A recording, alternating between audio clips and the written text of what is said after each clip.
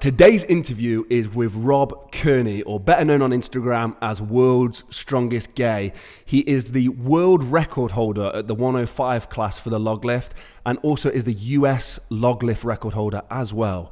Today's interview is sponsored by Mulligan Brothers because they're the only people who will sponsor us. So today is sponsored by Mulligan Brothers merch. Go check it out in the link below. For people who don't know, just introduce yourself and what you do. So my name is Rob Kearney, also known as the World's Strongest Gay, and I am the pound-for-pound strongest man in the world and an international strongman competitor. Whereabouts did you grow up? So I grew up in the U.S., so I was born in Brooklyn, New York. My family then relocated to Connecticut, and then I spent most of my life after I, went off to uni, living in Massachusetts. So really on the northeast side of the U.S. And then just recently, literally about a month ago, my husband and I just moved to the West Coast, and we're now living in Seattle, Washington. Oh, wow. So early days for someone around the world who doesn't know what sort of Brooklyn, what was it like growing up in that area? It's city life. It's, Brooklyn, New York is just outside of Manhattan, the Big Apple and New York City. And it's like I said, it's city life. And I don't remember too much. We moved out of there when I was 6 years old. But I remember, just playing Little League baseball, T-ball, if you will, and growing up playing sports and enjoying time with my family. And then once we moved to Connecticut, and I started grade school and started to get a little bit more involved, that's where, more of the memories come into play, around that time. Right. Okay. So early days, you say you was involved in sport. Was that sort of a passion, or was it just sort of pastime, or? Yeah, no, I mean, I had always been athletic. Well, I'll use quotes. It's when I say athletic. I had enjoyed sports. I always joke around, say I was a mediocre athlete, and I just really enjoyed playing different sports. I played American football, I played baseball, I played soccer, or, football as everyone else calls it. And I always just liked being involved and being active, but I was always a bigger kid, so I always struggled a little bit. So when I played American football, I played the offensive line, so there wasn't much movement going on with that, but I was a big brute that could stop people from getting to the quarterback. When I was playing baseball, I was actually a third baseman, which was a lot of fun, a lot of action in that position, had a good arm so I could make the throw across the diamond to first. And then when playing soccer, I was a defender, and they used to call me the wall because I would tend to not let people get by me. So, my size has always played to my advantage when playing sports. And I think that's kind of what led me down the path to doing what I do now. Okay, at which point did it switch, like from sort of being something you enjoy to do to be, you was a little bit more serious? Was there a point in time where it switched for you? For me, especially in strongman, I started off in the sport when I was young. I was only 17 years old when I did my first competition, and I sucked. I really wasn't good whatsoever. And for me, starting this sport, it was never to get to world's strongest man. It was never to break world records. It was never to do this as a living. It was more of something that was for fun, and I enjoyed it, and it kept me active. It kept me motivated. It had me set goals to do stuff further in life. And I think what the moment it switched was I had been doing the sport for probably about 3 years when I kind of realized that, there's a pro system here in the US that there's 105 kilo pros and the heavyweight pros. And at that time I was competing as a 105, and I realized, okay, like I'm pretty good at this level. I think I could make a run here in the 105 class. And that was about 2012. So I'd been doing the sport for about 3.5 years at that point. And I realized that I could be pretty good in that weight class, but it wasn't until 2016 that I made the jump to the heavyweight division and competing in the opens and tried to make a run at the bigger competitions. Yeah, I mean, I definitely want to touch on the size element of things. I think it's like wild. Just before we do, for me, you say that you did it for fun, and I think a lot of people could get a lot out of just doing sports for fun and starting at that point for everyday life.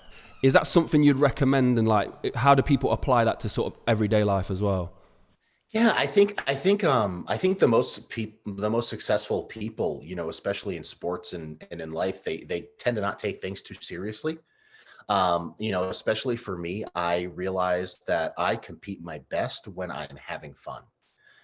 If I take things too seriously, if I'm, kind of my head's down, I'm not my normal self, then I tend to not compete as well. And I've had my best performances when in between events, I'm singing and dancing and just joking around with people and just having a good time.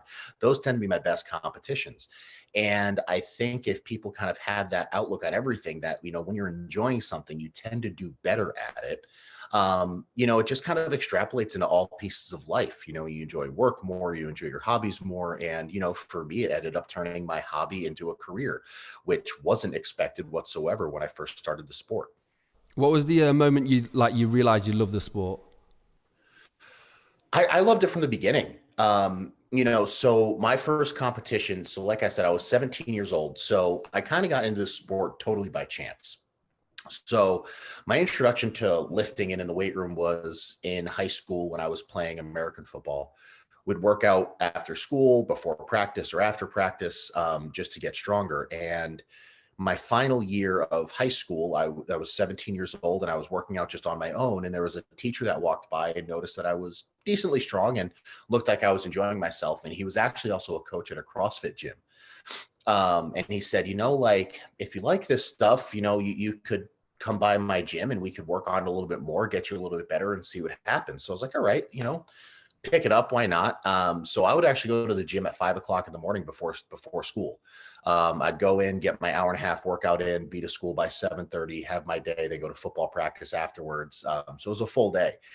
And, we found out really quickly that I sucked at CrossFit.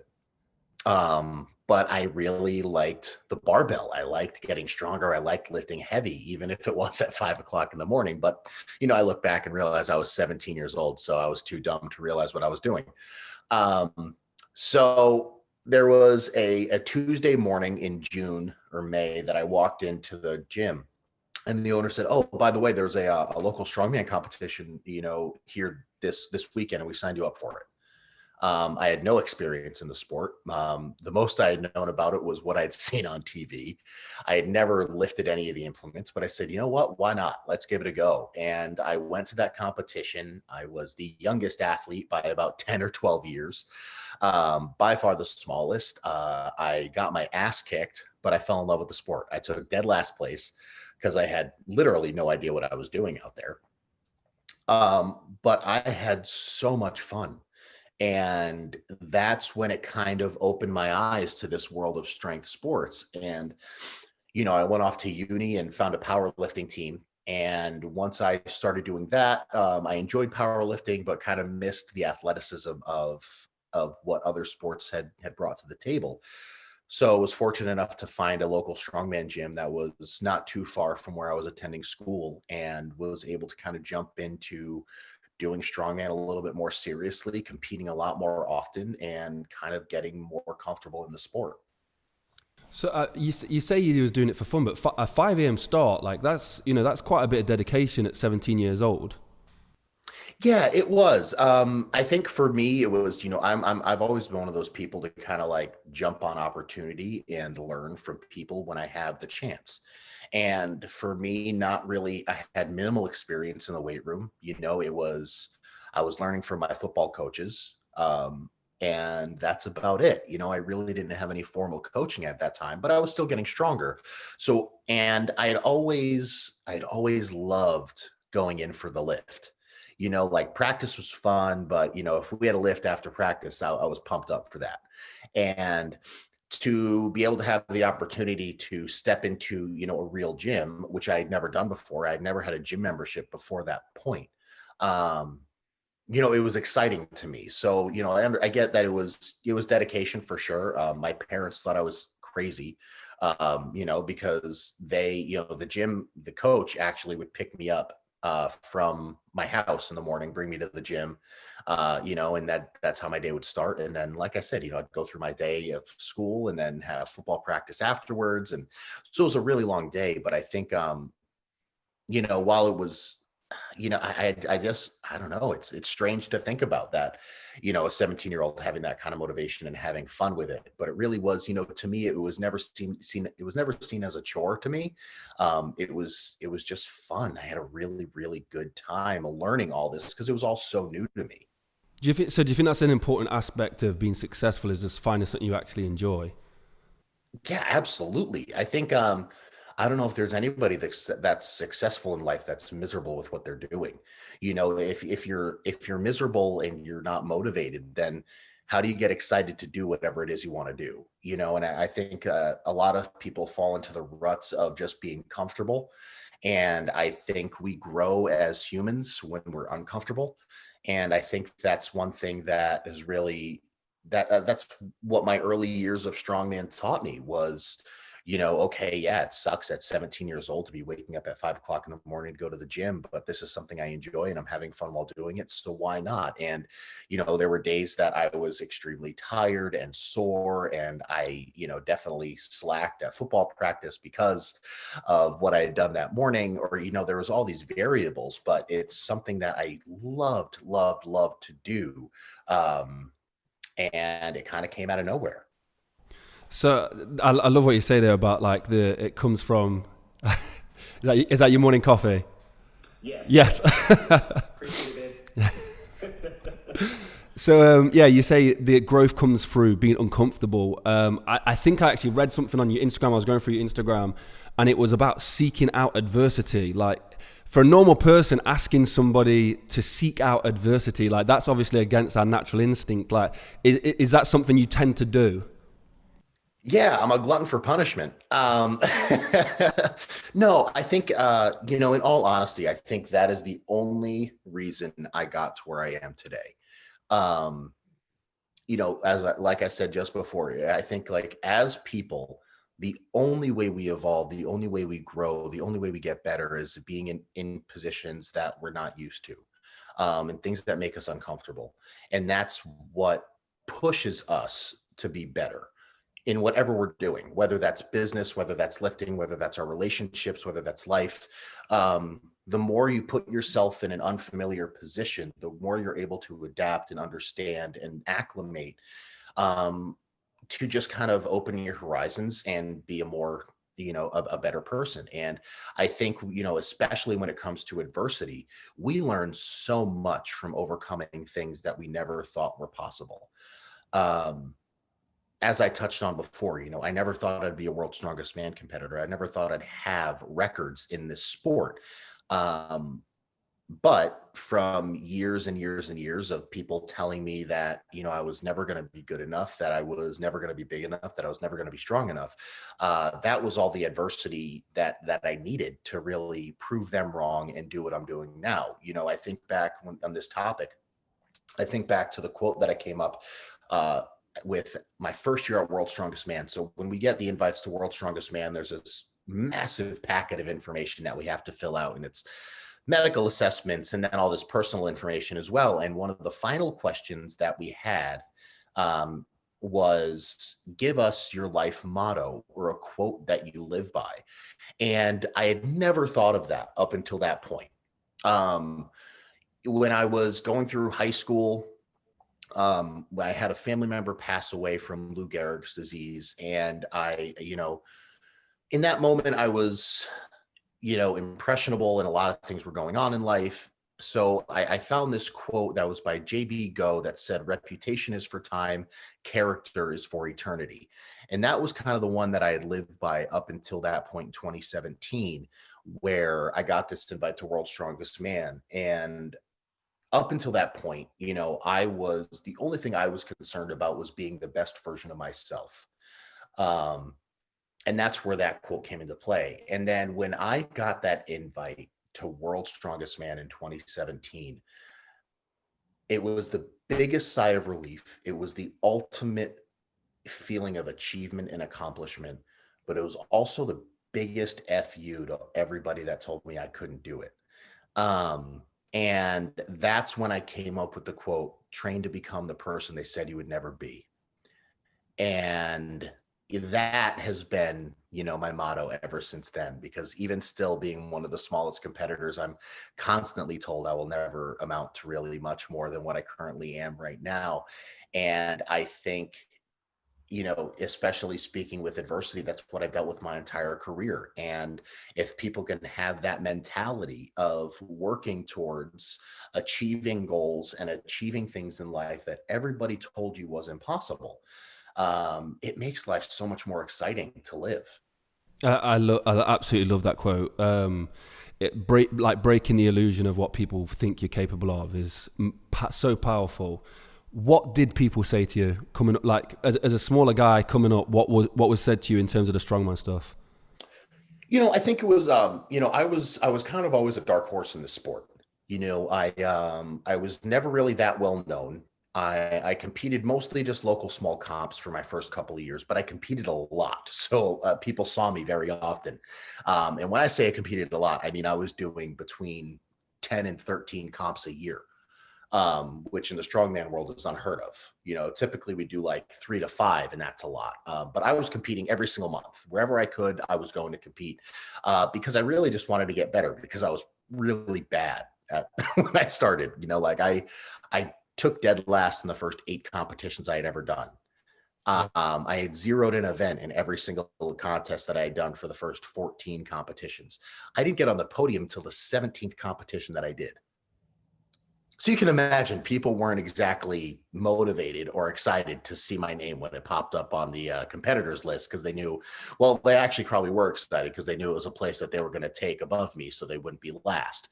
Um, but coming up, I think, a lot of people saw me as this young, bright eyed, bushy tailed, excited kid just learning the sport.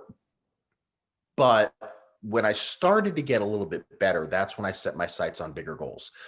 So when I first started the sport, and I was taking last place in every single event, my first goal ever in strongman was to not take last.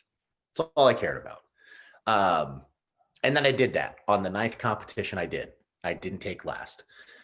From there, it was don't zero an event, because up until then I had zeroed an event at every single contest, and that happened on the 14th competition. Once I hit that goal, then it was okay. We're starting to put the thing, the puzzle's starting to come together. So let's try to get on the podium. Let's get a trophy this time. And on the 17th competition, I won. I went from zero, from last place to not zeroing, to finally winning a competition. And that's when I got bit by the bug again, I guess is the best way to put it. It was like this new sense of excitement now that I knew that I could actually do this and do it well.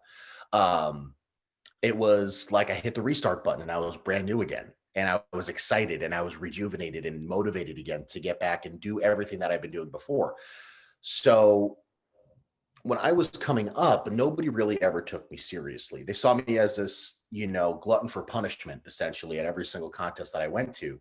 And I think it wasn't until 2012, and that's when I'd been doing the sport for 3 years, and people had realized, okay, he's been around for a few years now. He's getting better, and he hasn't slowed down.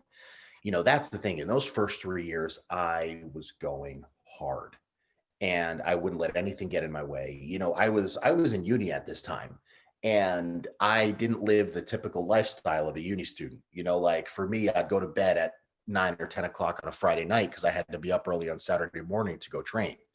Um, and I've always been weird like that, I guess. I never enjoyed that other lifestyle that most teenagers and college kids live.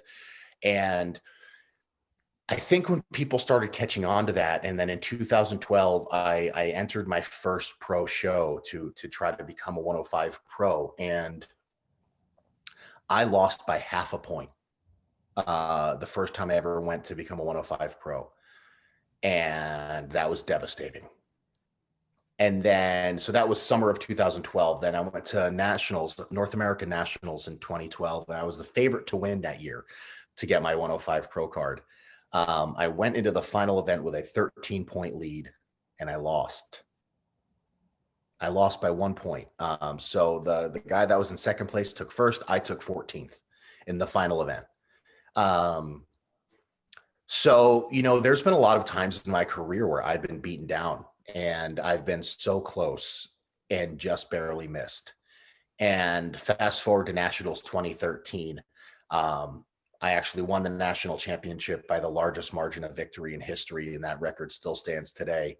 I had a 76-point lead going into the final event, and there were only 50 competitors at the event. So it was mathematically impossible for me to lose. I didn't even have to do the final event of the competition, and I'd still win by over 20 points. But I won the event. I won the competition by 55 points, and there's been no competition ever won by a margin that large. And I think so. As a 105 athlete, I think everybody saw me as a pretty big threat, and I think that's all people ever expected me to amount to. 2014 and 2015, I took second place at America's Strongest Man in the 105 kilo pro class.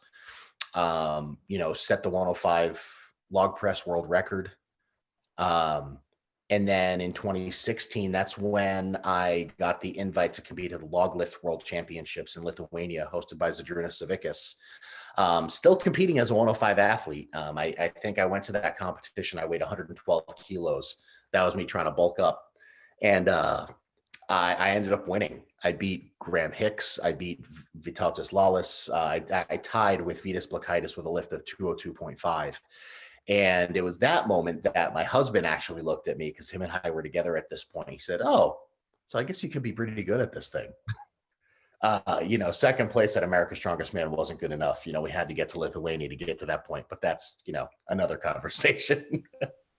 That is, so the start of your career is just pure resilience. To go last play, dead last, to 17 wins to a podium finish, most people would have given up on the first or the second. I think most people give up on the first. I'm no good at this, I'll give up. What was it that took you back to compete in? I kept learning. And this is the biggest piece of advice I give to every single new person in Strongman. It's, their advice is, I have my first comp coming up in a few weeks. What advice can you give me? And my advice is two things: have fun and learn as much as possible. Watch everybody go before you. Watch every single other weight class. Watch what other people are doing on these events and talk to the other competitors, because the more information you're absorbing, the more tools you have to put into your toolbox for when you get home, and you can implement those to make yourself a better athlete. That's exactly what I did. And that's one of the reasons why I competed so often in the beginning of my career. It was because I met some amazing people in the sport. I still have my absolute closest friends all over the country and all over the world are from this sport. And I think, people tend to just want to be competitive. They just want to win trophies, and they just want to go lift heavy shit. And at the end of the day, that's not good. That's not what's going to make you successful in this sport. If you enjoy it, if you can, find friendships, if you can learn every single time you compete, that's what's going to keep you coming back. And that's what kept me coming back for so long. Even when I was doing horribly, when I was spending all this money to travel to these competitions, I would be driving sometimes over 5 hours for a contest. I would leave college on a Friday night. I would drive to the contest, stay in some crappy hotel that I paid pennies for because I couldn't afford anything nicer. I would compete on Saturday, then drive home. I would literally just, to me, like a 10-hour drive on a round trip drive on a weekend was nothing, because I was going to compete. And I think it's mainly because, like I said, I was learning so much. I was meeting amazing people, and I just genuinely had so much fun every single time I stepped onto the competition floor, that initially, those first few comps, I wasn't concerned about trophies or anything. It was just, let's figure out what the heck I'm doing before I really, commit to what's going on here. So throughout that career, that portion of your career, you're smaller athlete, and people are doubting you already. So I think I've got the timings right on this. It was at 22 years old you decided to come out as gay openly. Is that right? Yeah. So then post doing that, you get even more hate, even more criticism from people. What was the decision like? Well, not the decision, but what was it coming out like for you publicly? Like, what was that process like? It was such a weird part in my life. So I was in graduate school at that time. Um, and a few months before that, that's when I won the amateur national championship. So I had just turned pro in the 105 class. And then I was having this internal battle of who the hell was I? I wasn't happy with myself. I wasn't happy with my life, with what was going on, and I needed to figure out what it was. Um, so after suppressing these feelings for so many years and doing the heteronormative thing of trying to be straight and live that kind of life, I finally accepted to myself who I was. And, making that realization that you're a gay man in a very straight world is terrifying. Um, and I didn't really know how it was going to come across, especially in the strongman world. I didn't know how people were going to react. So I didn't really, I came out in October of that year. But my husband and I actually met in August of that year. So him and we started dating, just pretty much as I was figuring out who the hell I was, making sure this was me. I didn't, I had no experience. This was a completely new life to me. So meeting him, he's obviously amazing. He's unbelievably supportive, and he's been that way ever since. So when we first met, we went on our first date actually 2 weeks before my first America's Strongest Man appearance, in 2014. So he had no idea what the sport was. So it was a weird time in my life for that. And so I came back from the competition, and we were getting more into this relationship, and I'm realizing that, oh, okay, so this is what real happiness is. This is what it feels like. This is what it feels like to not have to wake up every day and put on a facade and pretend to be somebody that you're not. That was it was weird and amazing at the same time, because it was something I'd never experienced before. So in October of that year, after we'd been dating for six weeks or so, and at this point in our relationship, I realized, okay, this is it. I'm a gay man. I'm happy with that. I'm in a great relationship, and my husband had actually been out since he was 17. So at that point, when we had realized our relationship was more than just a little fun summer fling, um, I didn't feel that it was fair for him to be in a relationship with somebody who still wasn't out. At 22 years old, he'd been out for 4 or 5 years already. For him to be dating me, having to be secretive, I just felt that really wasn't fair, and that was the biggest motivator for me to come out eventually. On October 20th of 2014, when I kind of proclaimed to the world who I am, and it was the most amazing and terrifying moment of my life. For people like myself who it's not something I'm going to experience in my life, what is it like to sort of be living with that in your head, and the fear of coming out to people? What's that experience like? It's exhausting. Um, it's the way I describe it to people is, imagine, so okay, this is a great example. So, you being from the UK, imagine you're waking up every day and having to speak in an American accent. That's the best way I can put it. You have to cognitively think about everything you do to fit what other people expect of you. Wow. And that's how I lived my life for 22 years. I would wake up every morning and literally have to be cognizant of every move that I made, everything that I said, and everything that I did in my life, just to try to fit this narrative that I thought, in the box that I thought I had to fit into. Um, and it was exhausting. God, it was so tiring.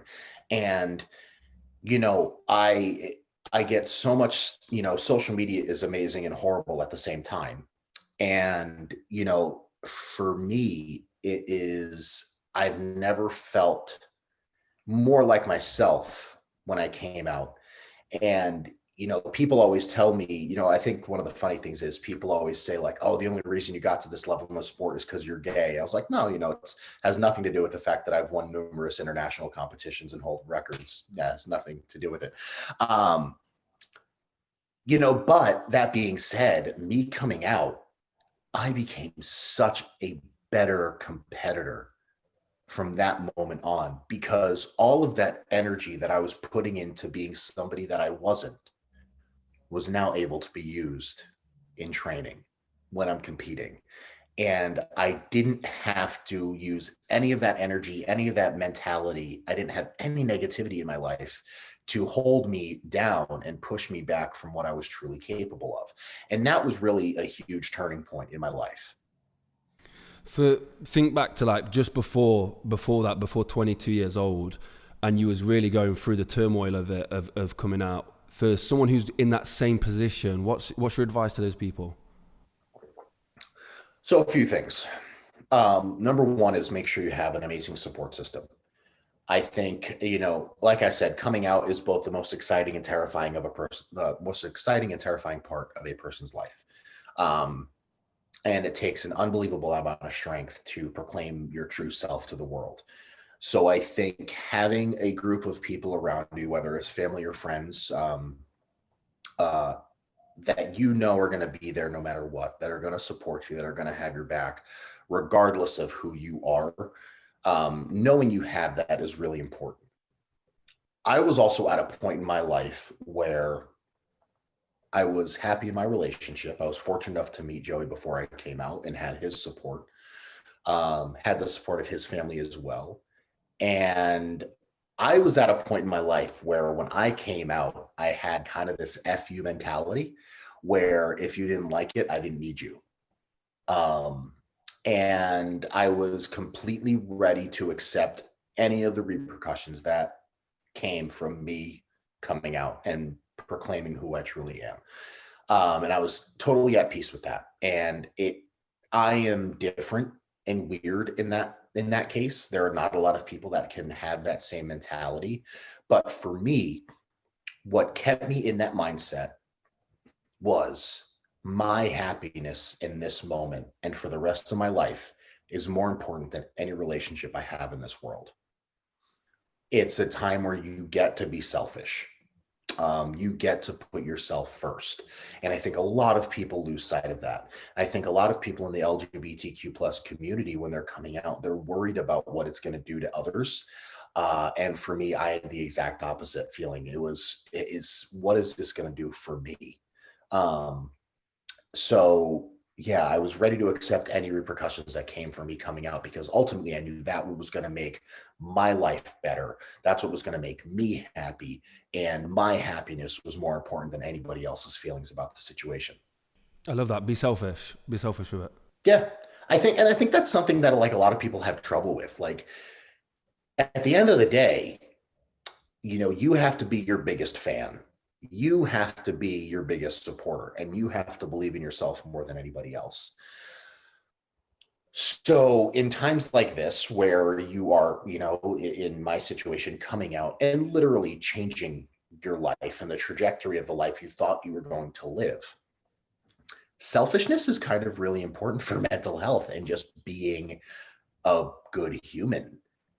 I think if it weren't for that, I would be a miserable prick and I wouldn't be where I'm at today in my career.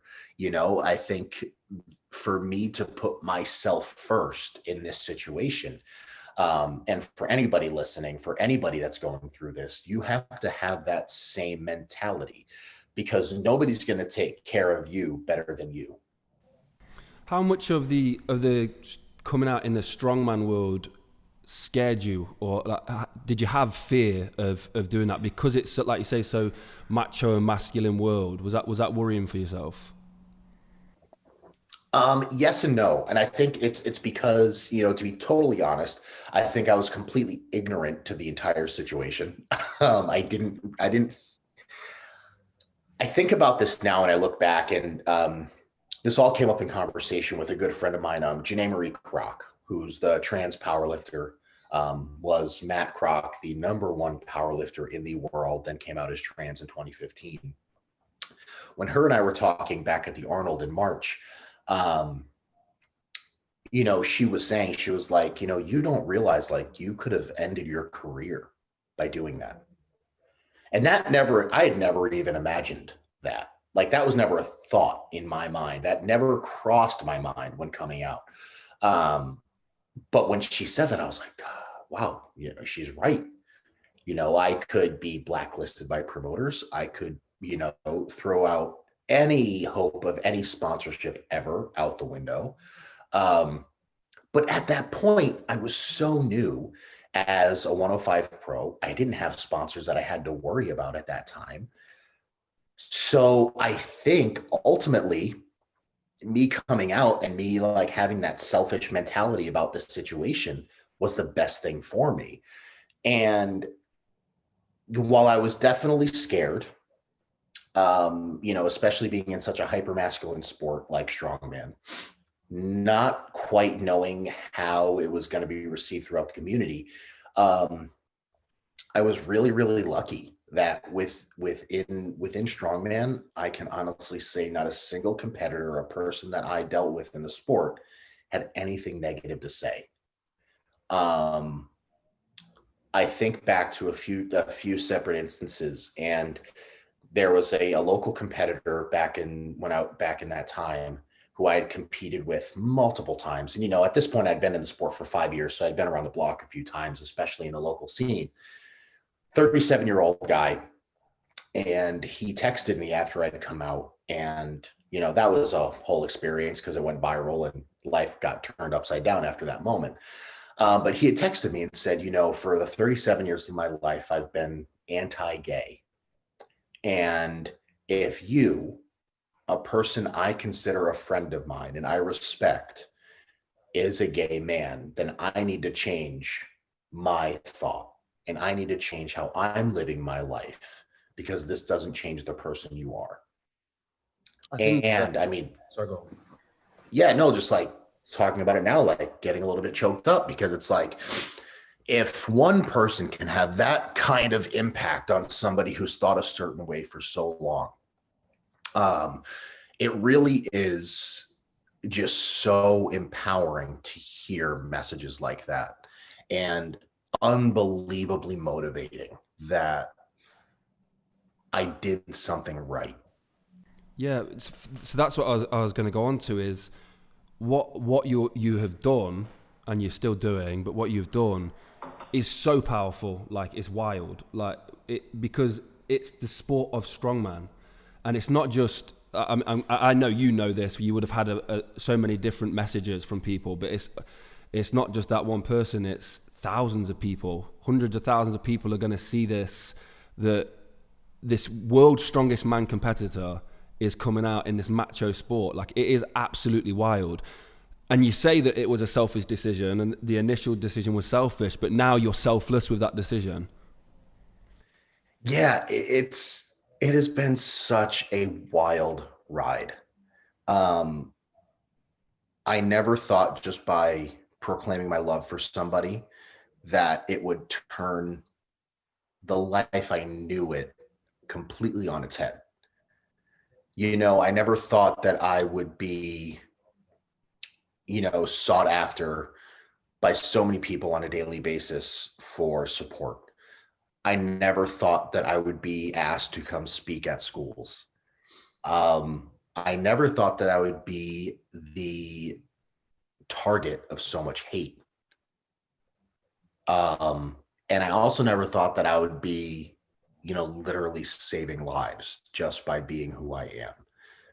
And I think that is the most profound and most amazing and most wild part of my entire life so far. I think this stereotype of a gay man, you've moved that pendulum so far, and I think it's great for people who, like you said before, who are living that life, that macho life, and what they're supposed to live. It gives them pure acceptance. Like they can jump straight into it with pure acceptance because one of the world's strongest men is coming out and saying, "Hey, this is okay," and it's kind of crazy how it sort of moved that pendulum. Yeah, it's amazing. The messages I've seen you post some of the messages. What's the ones that have sort of touched the most? I think it's as I said before, social media is both amazing and horrible at the same time. So I get both ends of the spectrum. I get hate mail virtually on a daily basis at this point. I mean, it's not uncommon for me to open up my DMs and to see, fuck you as the first two words.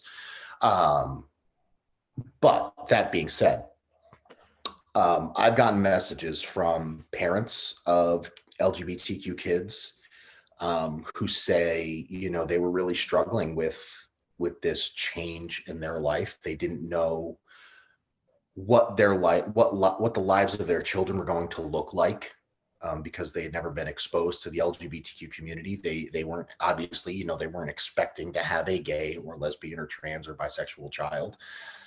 But seeing my profile and seeing how I'm living my life helps give them hope and gives them something to show their kids to strive for and the life that they want for their kids. But the most powerful ones are these, teenagers who are really struggling. And, like you said, you've seen the ones that I've posted, and having messages from kids that say, I got one from, there was a 16-year-old kid who literally was on the verge of suicide, was ready to kill himself because he felt that he didn't have a place in this world. He didn't know how he was going to tell his family. He didn't know how he was going to live his life. And he thought that he'd be better off dead than accepting himself for who he was. And it wasn't until he saw my profile on Instagram that made him change his mind. It wasn't until that moment that he realized that he could have a great life. And, to me, that's just, there's nothing more powerful than that. And there's no bigger motivator for me to keep doing what I'm doing. I think a lot of people always say, why do you have to be the world's strongest gay on social media? And it's not for any other reason than because of how important visibility and representation is. I think young kids grow up learning and being shown that being straight is normal and being straight is right. And there's all these other kids that are a part of this LGBTQ community who know who they are, that don't have anybody like them to look up to. Growing up as straight kids, you see superheroes in movies always get the girl at the end of the movie. You see pro sport athletes with their gorgeous wives all the time. And as a young gay kid, you never see the person you look up to with their husband. You never see somebody like you on the TV screen.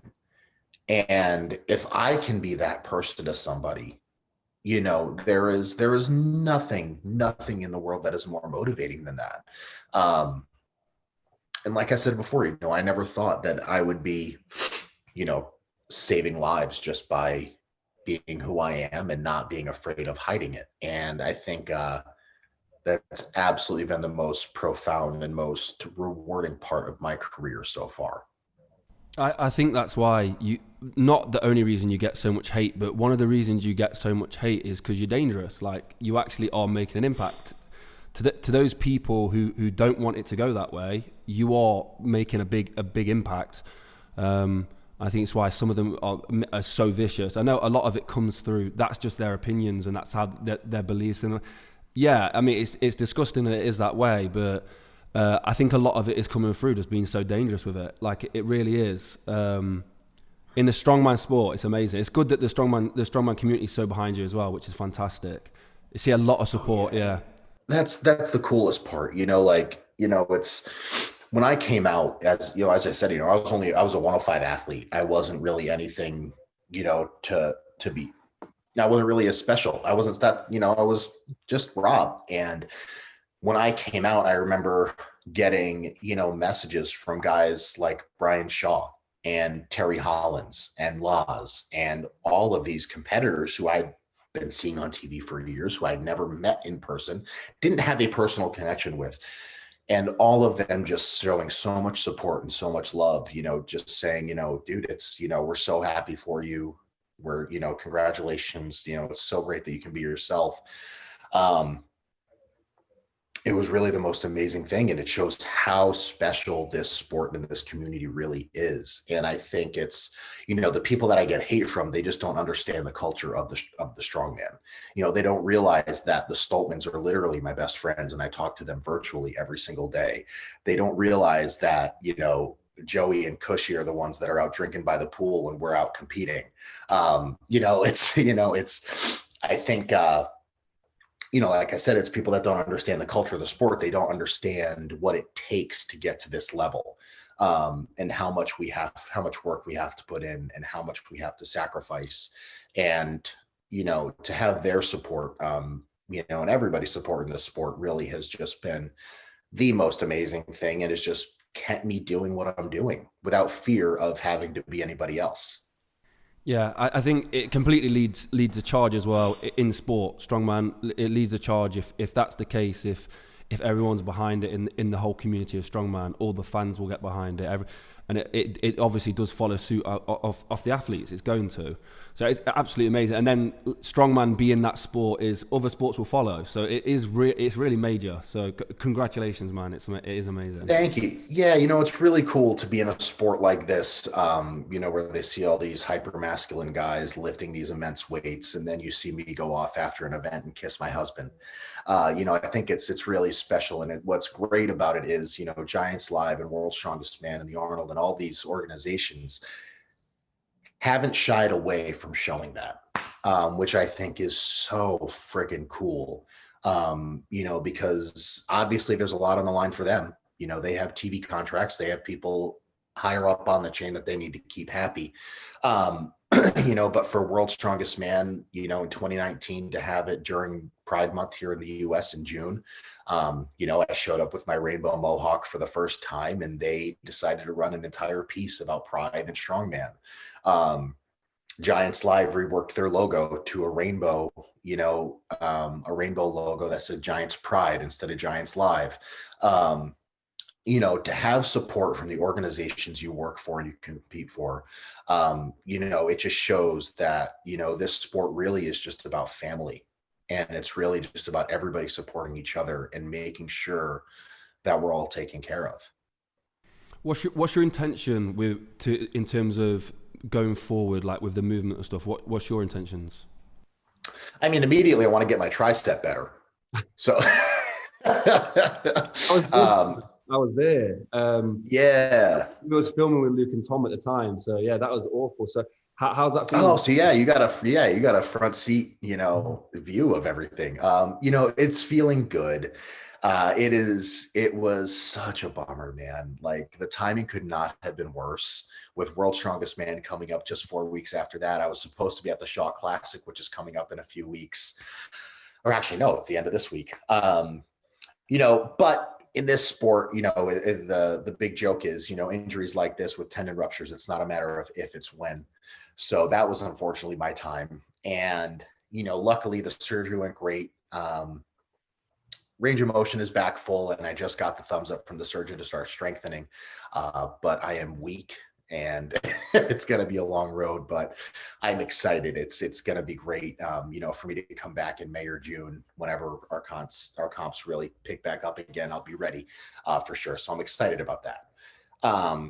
As far as the trajectory of the sport and like kind of where I'm going, for me, when talking about strongman specifically, we talked a little bit about my mindset when I first started this sport, and now I had these like small attainable goals that I knew I could achieve. That mindset hasn't changed, even though I'm at the biggest level in the world.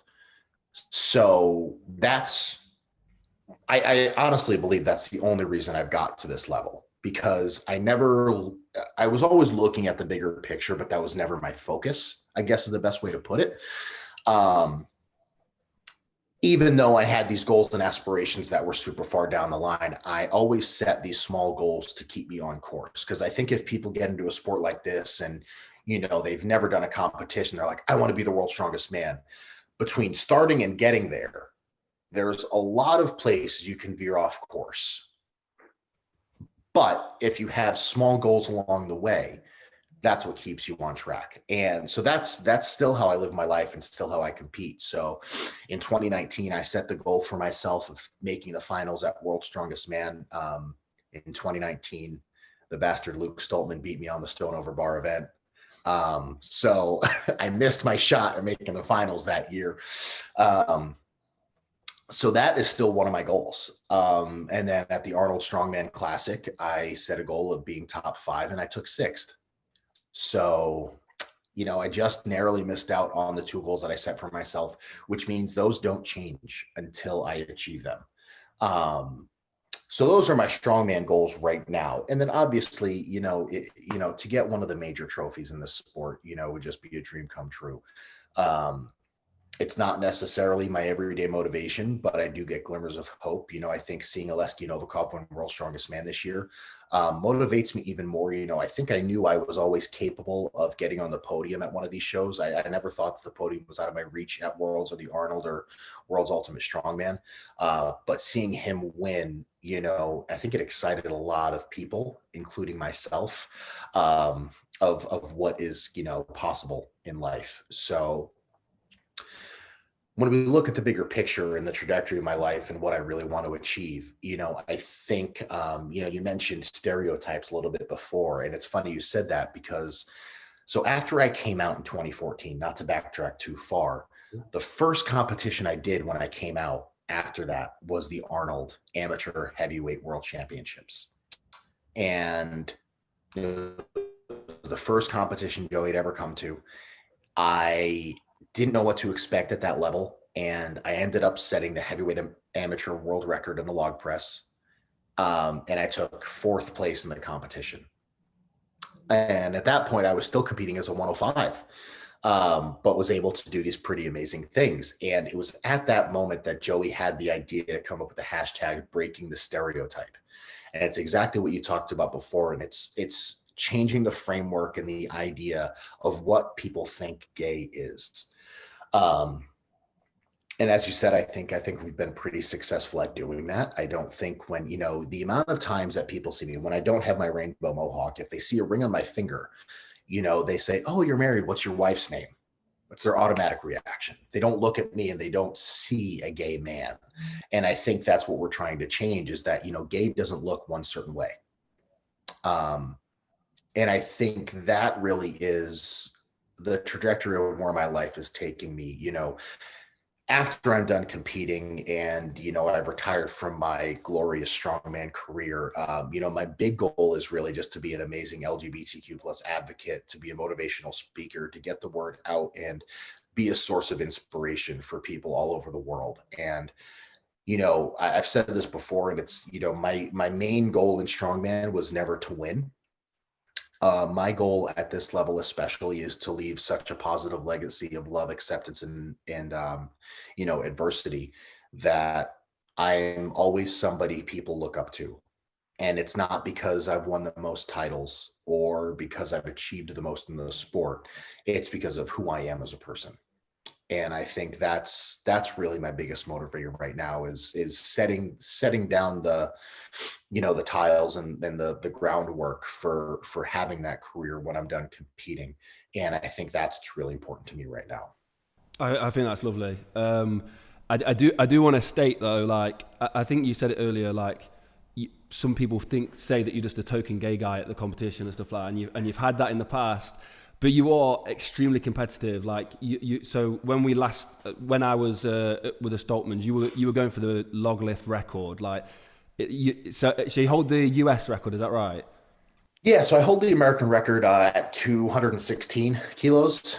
And I actually, so I hold the world record in the 105 class still. I pressed 186 at 105. Yeah, and I've been fortunate enough to win some big comps. I won Giants Live North America 2017. I won the Arnold Australia in 2019. You know, and obviously I've been to the Arnold Strongman Classic and World's Strongest Man 3 times. So, you know, I always think it's funny, you know, because I am one of those people that I tend to like read comments on social media. And they don't, to be honest, like the negative ones don't get me down. Like they don't bother me. I tend to just think they're funny. There was one the other day that somebody commented on a YouTube video. They were like, oh, I don't even know why this guy's at competitions. He's not even that good of a strongman. So I commented back. I was like, oh, yeah, well, the one that holds the American log press record has won multiple comps. You need to just put all my accolades down. I was like, yeah, but you know, I'm not that good. So I think it's always funny when people try to discredit my career and they have no idea how hard it is to win a competition at this level. You know, I think when you're not Thor, when you're not Brian, when you're not Savickas, it's really damn hard to get that first place trophy. There's a few questions I did want to ask about Strongman. I've put a few on here that I wanted to mention about Strongman, and one of them was who do you? Because I know like Novikov for the World's Strongest Man was a bit of a, people were like you say, was kind of like shocked by it in some ways, but also like it's like pepped a lot of people up. So for Shore Classic, do you have any predictions? You know, I've been thinking about this damn competition so much. And, you know, one, it doesn't help that the athlete roster has changed so much since the initial roster got released. You know, I think the original roster had myself, Kieliskowski, and Savickas on it. All of us got injured, so we can't compete. Then Evan Singleton was coming in for my place, but he got injured. So now Novikov, Luke, and Kevin Fairs were in to round out the comp. I think I would say probably Novikov. I think Kevin Fairs is going to shock a lot of people because that event has there's one super grip heavy event where there's two heavy farmers walk into a really heavy frame. And I think Kevin could actually win that event, which would surprise a lot of people. As far as a podium goes, in no specific order whatsoever, I'm going to put Jerry Pritchett, Brian Shaw, and Novikov on the podium. Okay. World's Strongest Man next year. What's your thoughts on that? You know, so there's rumors that it's going to be the last weekend in May. So at least we have a general idea of when it's going to be. You know, based on World's Strongest Man this year, you know, and I am going to be confident in saying this. I think I could have given Novikov a run for his money and possibly won World's Strongest Man this past year. I was in the shape of my life in 2020. I had never had a better training year. Everything was going right. I was strong. I was moving great. I was fast when I needed to be. My conditioning seemed to be pretty good. You know, so I think that was part of the reason why getting injured hurt so much. It wasn't the physical pain. It was what I knew I was missing out on. That being said, World's Strongest Man 2020. I think, you know, personally for myself, I think I can be and should be top 5 at World's Strongest Man. Hopefully higher. We'll see. As far as, you know, a podium, I really don't know. You know, this sport is so weird. You know, I mean, I think everybody had their predictions and nobody had Novikov winning that competition. So looking to 2020, I think the favorite is going to be Kieliskowski. You know, Matus from Poland, I think he is going to be the favorite, even after having an injury. He's been so close so many times, and I think now the door's open. And we're also most likely going to be seeing a healthy Martins in 2021, which is going to be really exciting to see as well. So I think 2021 is going to be an amazing year for Strongman, considering the 2020 we had. I think 2021 is going to be really exciting because I think there's going to be a lot of guys that are going to be in their top form. I feel like over everything that's been going off the lockdown, Strongman has shined quite strong. Like people are, in terms of sports right now, Strongman's really got up there. Like it really did, especially with the live streams that you guys was doing, the records. It really was amazing to be able to provide something for people. So I'm hoping that people are still latched on for that for next year. It'll be fantastic. Yeah, I think people are invested now. I think people, I think with what happened with the pandemic of this year, I think people found a lot of excitement in what we were able to do. And I think that's only going to get better in 2021. And I think especially once we get the return of arena comps and everything gets back to normal, um, I think we're just going to see a massive influx of fans. I think the support's going to be through the roof. And as an athlete, there's nothing more motivating than having that. When I'm in Leeds competing in front of 12,000 people, what's going to get you more jacked up than that? Absolutely nothing. So knowing we have that to look forward to is really exciting. I've got some words for you, and I just basically just want you to sort of expand on whenever I say the word, just whatever comes to mind. It's not quick fire or anything like that, just however you feel. So if you're up for it, so the first one would be hard work. Undeniable, I think, is the first word that comes to my mind. I think, when you get in strongman specifically, I think, as I said before, I think that's why all of us competitors at this level have such a respect for each other and such a love for each other. It's because we all understand what it takes to get to the top level of the sport. I think there's a reason that there's only about 30 to 40 guys that compete at these competitions throughout the world. And it's because of the sacrifices and the work that we have to do. And I think it has to be intuitive to be able to achieve something in this sport. Hard work just has to be second nature. Do you think that's for all of the careers as well and people wanting to be successful? Yeah, absolutely. I mean, if you're not willing to put in the extra hours and grind and work hard at something, then what's the motivation? What's the reason? I think a lot of people have to find, I say this to people, as you have to find your why. Why are you doing something? Why are you working hard? What is the reason you're doing this? And I think once people find that, then hard work, I honestly think is once somebody finds that why, hard work just comes naturally, because you don't want to let yourself down. I think is a big part of that. I love that. Adversity. My life. I think if you're not willing to overcome, if you don't look at adversity and look at it as a challenge to succeed, don't expect anything great. I think there's so many stories of people who have had to fight their way through to become successful. I think there are so many stories of people who have had completely unexpected things derail their trajectory. And if you're not willing to accept that for what it is, put your head down and rework what you thought was going to get you to your end goal, then there's no reason to ever be successful. There's nothing exciting at that point. I think a lot of why people don't achieve certain things is because, to a certain extent, life becomes monotonous and everything is just a daily routine and there's nothing exciting. And to me, I look at adversity as something exciting in life. While it may suck, while it may not be fun at the moment, it's what we can look back on and realize that is what pushed me to do this. That is what got me to this level in my life. That is why I'm now happy.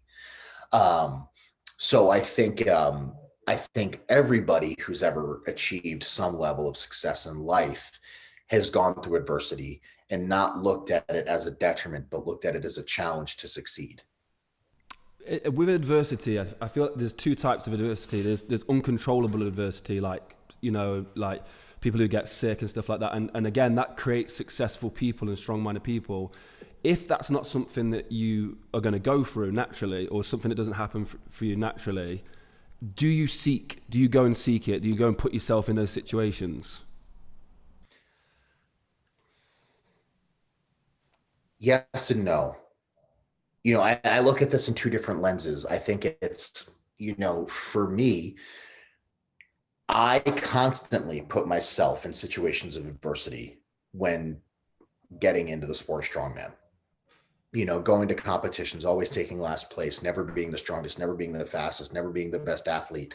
I was constantly putting myself in those situations. And I think that, again, like we talked about, is the only reason I'm at this level of the sport right now. But I also think that there's a fine line of, kind of choosing your battles.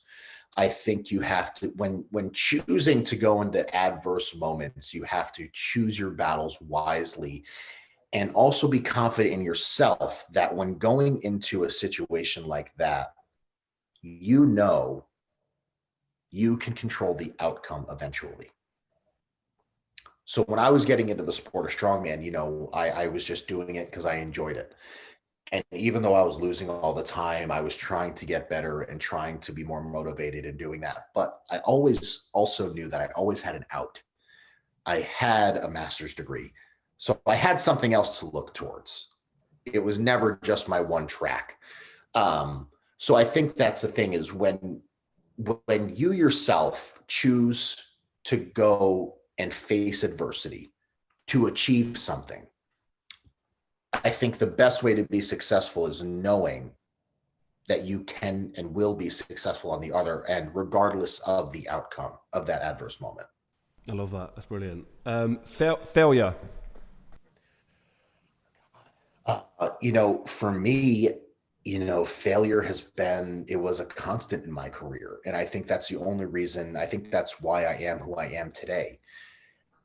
Constantly dealing with how to accept failure, constantly dealing with how to make sure it didn't happen the same way, was really the story of my life for a long time. And it still is. I think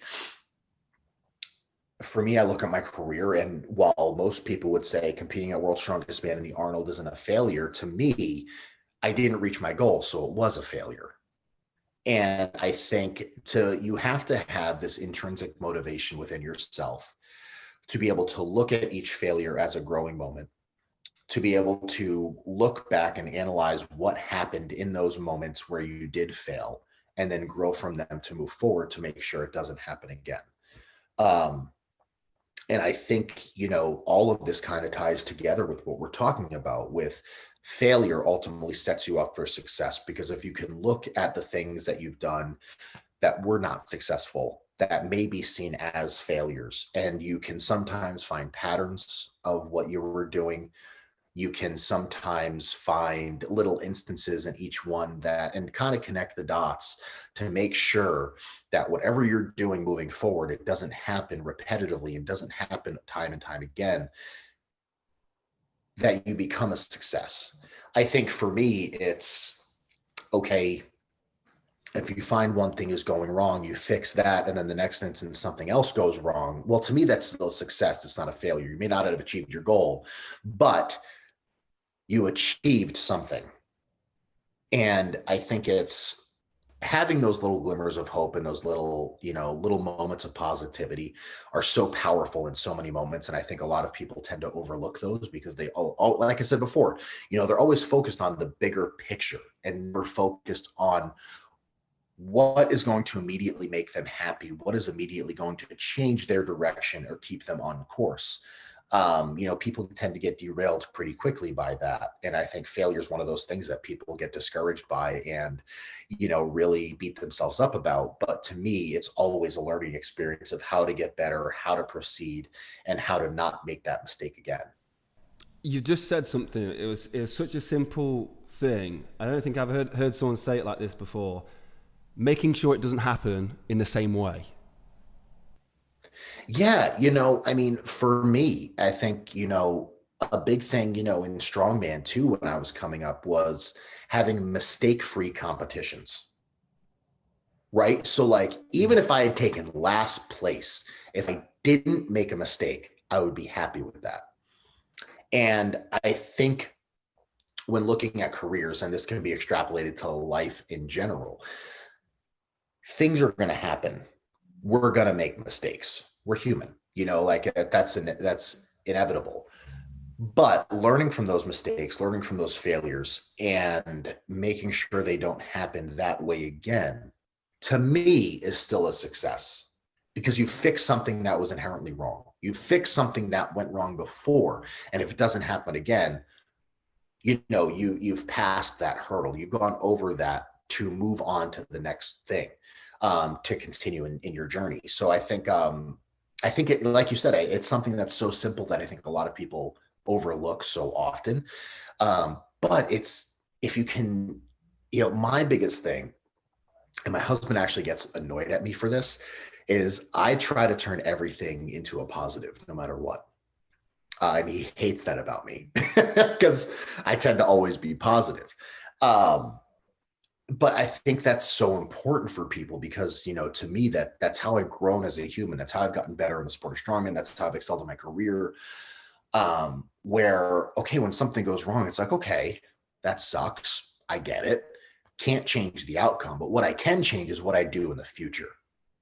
So let's focus on that. Let's not focus on the failure. Let's focus on what we can do to prevent the same thing from happening. And to me, that shows growth. You just mentioned your husband, and you just reminded me of a question that I was supposed to ask because it is quite important. A lot on social media you post of you and your husband and how much his support for you helps you. How important is it to have that support system in place? I genuinely believe I wouldn't be sitting here talking to you if I didn't have his support. He believes in me in times that I don't believe in myself. He is a constant reminder of all the good that I have in my life, and it's really cool to think about that. And I think, he holds me accountable. He is not afraid to tell me when I'm slacking in, whether it's nutrition or in the gym or anything in life. I think he expects so much out of me in all the best ways, and I say that not as like, he's a martyr and he's like sitting there with a whip on my back. He just knows what I'm capable of. And I think if I didn't have that, it would be really hard for me to do what I'm doing right now. Because ultimately what that leads to is me not wanting to let him down. If he's expecting a certain level of me, in my mind, I need to live up to that to make him proud and to, be the husband that he deserves and the husband that he thinks of me as. So to me, it's such a huge part of my life, to be able to have him at virtual almost every single training session when I'm at the gym, to have him travel with me to the competitions. He knows what I'm going to do before I do. And to have that person that's always there for you is really so special. And that's why he's such a big part of my story. That's amazing. Yeah, I love the posts you do together. But like for me, I have that same support. And I just think it's so massive to people's success. And I know some people put self-made and all that kind of stuff. But when you've got that team and that support network behind you, it's just major. Yeah, absolutely. Let me just go on to the next one. So failure. We've spoken on failure. Inspiration. I think inspiration is one of those things that I think it can come from people, it can come from moments, and I think you never know when it's going to happen. For me, I never thought that I would be an inspirational figure in anybody's life, let alone, internationally known right now and, doing LGBTQ work throughout the world. I think drawing inspiration from people or moments is something that I still do. Even at my level, I look at icons in the sport of the strength world. Obviously there's, Arnold, who, weirdly enough is now a friend of mine. The person that I looked up to the most when I was getting into the sport, Derek Poundstone, is now my coach. I think these are all people that I drew inspiration from early in my career to try to emulate and to try to live a similar career and a similar lifestyle as. And I think it's just so important to, have that reason and have those people to look up to keep you motivated and to keep you kind of what you want to keep you on track of what you want to do. And, it doesn't have to be just in strongman, right? It's whether there's business owners that people look up to that are successful, that, individuals look at to for inspiration. I think they like inspiration just comes in like the weirdest ways. For me, something that inspires me is those positive messages that I get on social media. Messages from, teenagers that are contemplating suicide. Like that is so inspiring to me to say, I look at myself, I'm like, what you have and the platform you have is so special and so powerful that every time I step into the gym, obviously I have my husband with me and I don't want to let him down, but I also don't want to let those people down either. And I think the most amazing thing about my fans is I got a message from somebody that said, you know, we don't care about the trophies you take home. We just care about you being there. And that just goes to touch again on how important visibility is and how important representation is, kind of in this public eye. And to me, that is my inspiration is those people out there who, I don't, people who are listening to this, who see this, they might not realize that they inspire me on a daily basis. It's all the people that, give me support and give me the motivation and are behind me every single day. That really just excite me and inspire me to be my best. That's amazing. The next one is motivation. It's kind of similar to inspiration, but have you got anything to add with motivation? Yeah, I mean, motivation, I think, like I said, I think there is a slight difference, right? Like inspiration, I feel is extrinsic where motivation can be intrinsic. And I think to achieve any level of success, you have to have some sort of intrinsic motivation to keep you going on your path. But then there is also external motivation where it's you see people doing unimaginable things, achieving so many different levels of success that help get you up every single day, that keep you focused on your goals. Um, but I think the most important things, to kind of separate the two from inspiration and motivation is really focusing on that intrinsic motivation and focusing on what keeps you happy, what is pushing you to this, whatever your goal is, what is it that is going to keep you on course and make sure you achieve that to keep you happy. Because I think like the biggest underlying thing of what we're talking about comes down to personal happiness. If you are happy with yourself, if you're happy with what you're doing, everything else just kind of falls into place. And I think that's something that people don't focus on. I think people focus all the time on like, oh, just work, work, work, work, work, head down, can't think of anything else. And then they're miserable and they're wondering why things aren't lining up in their life. Whereas if you just take a step back, take a deep breath, look at what you're doing, and you enjoy the ride of what's going on, things just naturally happen. And I think a lot of people don't understand that. They don't realize that. And they tend to lose sight of their own happiness in the pursuit of whatever their, goal is. It's so strange that you say it like that. For me, I was running a business that I hated, but I so badly wanted it to be successful. I was just miserable the whole time. I left, did something that I was happy at, and it was successful. It's just so crazy how it falls into place. Would you say happiness is success? Yes. I don't look at success as dollars in a bank account. If it wasn't, I'm not that successful. I think, for me, if you can wake up every day and enjoy what you're doing, enjoy your life, and realizing that you're very fortunate to be in that position, then you've succeeded. To me, I don't know if there's anything more important than happiness. I mean, like I said, when I think I hold it to such a high pedigree because I lived so much of my life unhappy that when I finally got to experience happiness and love for the first time, um, I realized what I was missing out on. And I think that's why it's something that's so special to me. And I think that's why, I'm always, have such a positive demeanor and always, kind of have this bubbly personality about myself, is because I genuinely am happy all the time and realizing where I am and the things I've been given in life.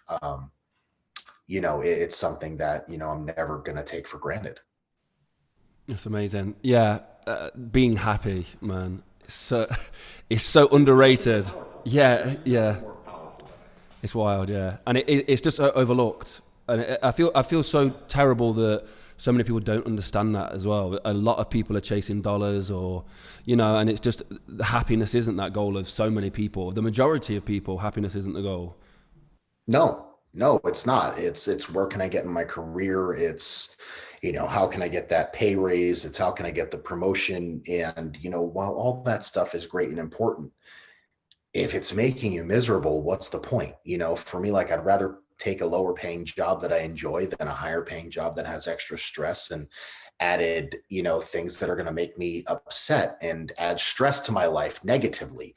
I think, stress is inevitable, but I think there's positive and negative stress. And I think the more positive stress you can have in your life, that's what's going to motivate you to work towards your goals and ultimate happiness. Whereas negative stress is going to beat you down. It's going to make you tired, make you fatigued, and make you unmotivated to achieve anything better. Wow, that's a really good way of putting it. I love that. Strength.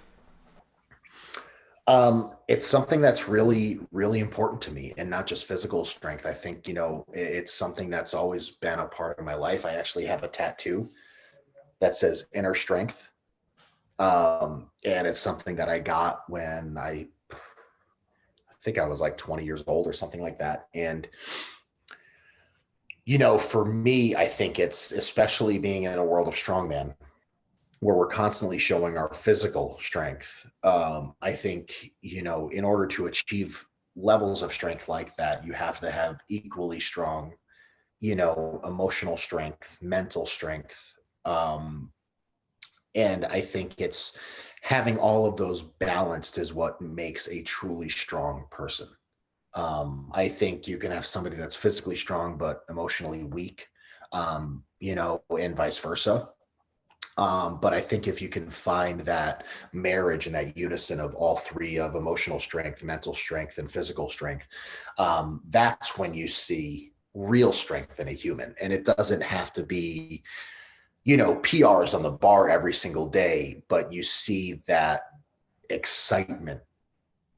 You see that motivation, you see the happiness that they have, just from having everything aligned perfectly.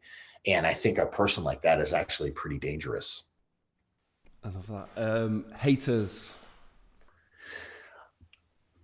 To me, haters have become a daily occurrence. And for me, I say thank you. I appreciate all the hate. I think it's one of the motivating factors that I have in my life. Because to me, there is no bigger FU to those people that are hating on me than me succeeding in life. And whether that's me holding up a trophy at the end of a competition, if that's me being, just doing what I love, as we talked about, happiness is success. And haters aren't going to make me upset.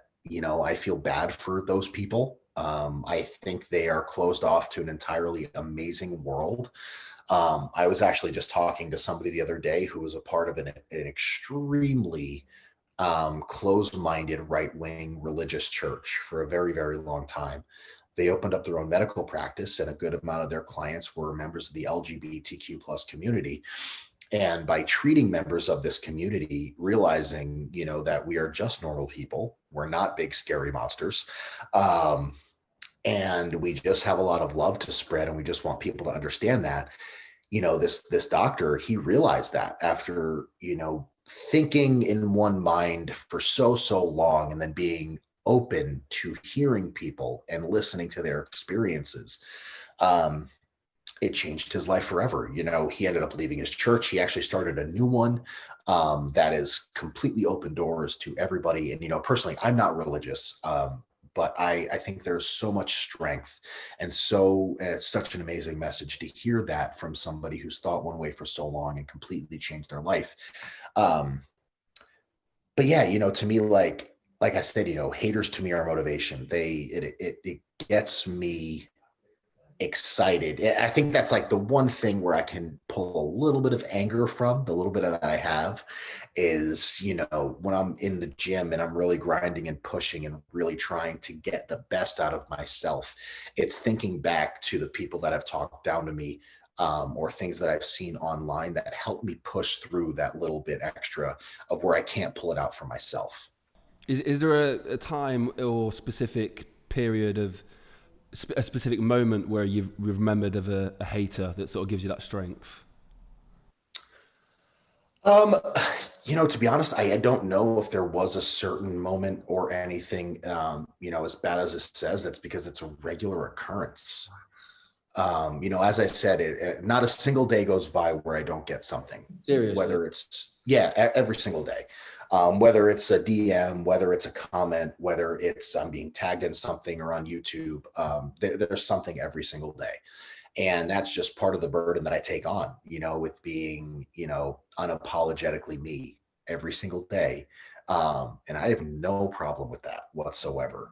To me, like I said before, the one teenager who contemplated suicide but decided not to because I saw my profile is going to outweigh every single negative message I ever get for the rest of my career. Even if I never get a positive message like that again, those are the ones that stick with me. I tend to not remember the negative ones because, one, they happen so often, but two, they don't mean anything to me. Like I said, I feel bad for those people that they have this mindset and this way of thinking. So to me, it's, yeah, I tend to just focus on the positive and the good than the little negative nobodies. It leads me on to the last word. I noticed it's a post again on your Instagram at the Celtics game, and you was noticed for the work that you've been doing. So the last word is bravery. This is a weird word for me, because I get told all the time that what I'm doing is so brave and that I'm such a brave person for being me. And I just don't look at it that way. I don't think what I'm doing is brave. I think it's just me being me. And I think while I'm always honored to hear, that, you're so brave for doing this, I guess to me, there was never a thought of not doing it. I never had a moment where I wanted to stop being me. I never had a moment where I wanted to change who I was. Um, so, while I kind of understand where people are coming from when they say that, to me, it's just like, I guess, like I said, I never thought of myself as a brave person. To me, it was I came out because I was falling in love with this amazing guy. He was already out to the world, so it wasn't fair to him. To me, that's not brave. That's just courteous. Um, and then, for me, just living my life as an openly gay man in this hypermasculine world, while, I guess some may see it as brave, to me, it's just my life. That's just what I do. To me, that's normal. I guess, so I think this is the first time I've been stumped on an answer. So thanks, Jordan. I appreciate that for making me a mumbling. No, I think it makes you even more special. It makes it even more brave, I would say. But very humble with it. So you're very humble with it. No. So just lastly, because the boys, Luke and Tom, always speaking about you guys. We're actually shooting a documentary with the guys at the moment over the next few years. And it's so cool to see them and hear them. But they're always talking about you. I'd love to know your opinions on them too. To me, they're so special. So I met Luke and Tom for the first time in 2017 at World's Strongest Man in Botswana. It was my first year at Worlds. It was Tom's first year at Worlds, Luke's second year at Worlds. And to be honest, we really didn't have much interaction then. We had, obviously chatted, but all of us were in different groups. So we knew who each other were. We just didn't have that connection. And then 2018 in the Philippines is when things kind of took a turn and we became closer. That's when Joey and Cushy became very good friends, because they had a mutual respect for cocktails. And, I think it was yeah, it was the Philippines was when we kind of hit it off a little bit more, and things started, our friendship kind of began to evolve. We began talking more, interacting more with each other. And then obviously World's Strongest Man 2019, with Luke and I being in the same group, him and I had this friendship going into the competition already. And we talked when the groups got announced that year. Up until that point, I had not made the finals and Luke had not made the finals. And we were in a group with Thor. And we knew that meant probably only one of us was going to be going to the finals. And to this day, I don't know about Luke, but I think that was probably my best competition to date. It wasn't the outcome that I wanted, but I had never worked so hard. And it was out of respect for him, because I knew if I was working my hardest, he was going to be working his hardest, and we were going to pull the best out of each other.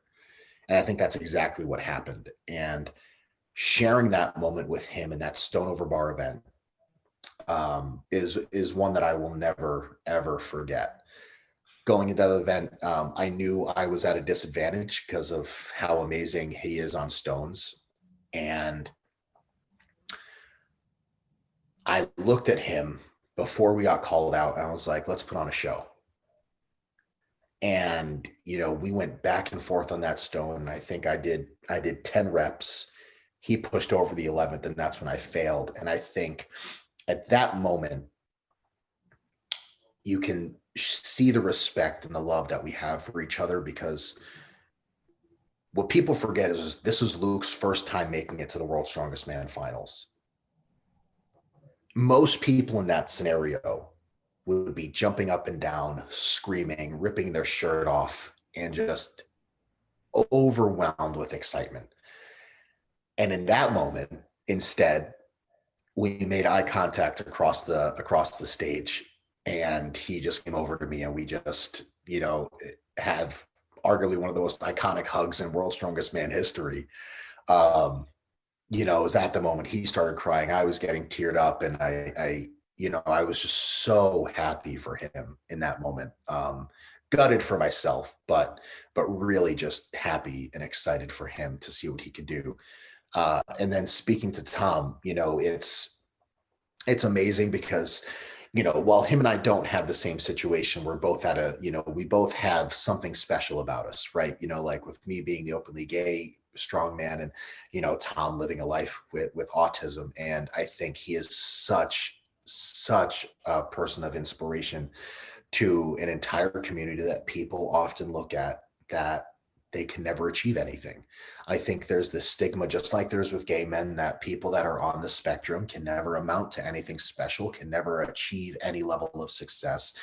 And I think Tom is just turning those people in that world on their heads and doing it with such ease and such class and such grace, that it's never a doubt in his mind. And I think he's such a special athlete to be able to do that. And, with his wife, Sinead, being such a big support of his, I've been, I consider myself so lucky to have Tom and Luke as two of my closest friends in this sport. They really are just amazing, amazing people. I miss them because I haven't seen them since World last year. This is the longest we've been apart for so long.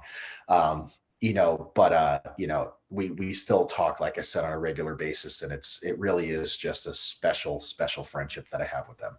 I can tell you that they talk about you a lot. They do genuinely talk about you a lot. A lot of love for you. So. That's amazing.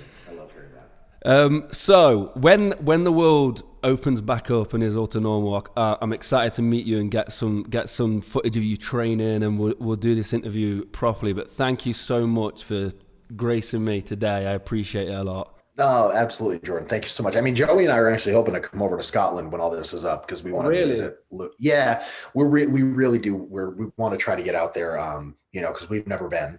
We've never vacationed up there, so it'd really be nice to beautiful see where the boys stay. Yeah, it's wild. So that's our plan once we're able to. Okay, wicked. So I'm excited for that. Definitely hook something up in the future. Where can people find you? So you can find me a bunch of places. So on YouTube, World's Strongest Gay, Instagram, World's Strongest Gay. Just type in World's Strongest Gay anywhere on the internet and you will find me. Pretty hard to miss. There's only one of me. So yeah, Instagram, YouTube, Facebook, and also my website, worldstrongestgay.com.